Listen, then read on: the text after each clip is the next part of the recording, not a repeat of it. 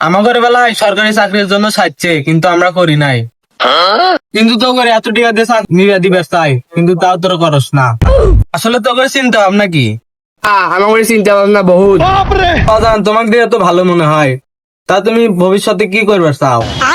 আমি ম্যাজিস্ট্রেট হবো। তো করে সবার এই বাজানের মতো হইতে হবো। अच्छा। তে বাজান, তোমার লেখাপড়া কত দূর?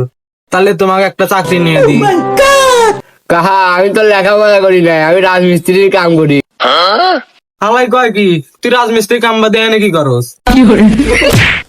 আজকে এরকম ব্যাপার তো আমি একদিন সফলতা নিয়ে আসবো। আপনি তো করতেছেন, আপনি কি লেখাপড়া করছেন? এবার সরকার কি কথাটা কইলো হালাই? হাড্ডে কিন্তু তোর ডিম ফাটাই দেবো। আরে হন, তোর ইচ্ছা কি তাই কো আগে। এটা তো বহুত কাহা, আমি তো পাইলট হমু। ঠিক আছে ভাইস্তে বন্ধু, তোমার কথাটা শুনে আমার মনে খুব ভাল লাগলো। ভাইস্তে, তুমি আসলে কোন ক্লাসে পড়ো? আসলে তো আমি ক্লাস করি না, আমি অটো চালাই। শালা পড়াশোনা না করে চাকরি করবে তাই, আর আমরা পড়াশোনা করে চাকরি পাই নাই।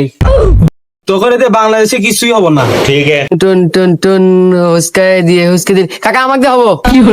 ভাইলেন্স ভাইলেন্স ভাই। ভাইস্তে, তাহলে তুমি কি হবে চাও?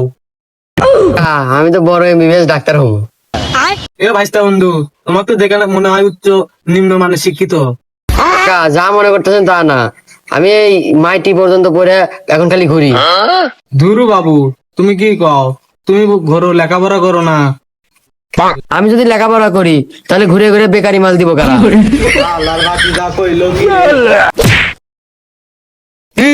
আমি একদিন সফলতা নিয়ে আসবো। এবার ক, তোর প্ল্যান কি?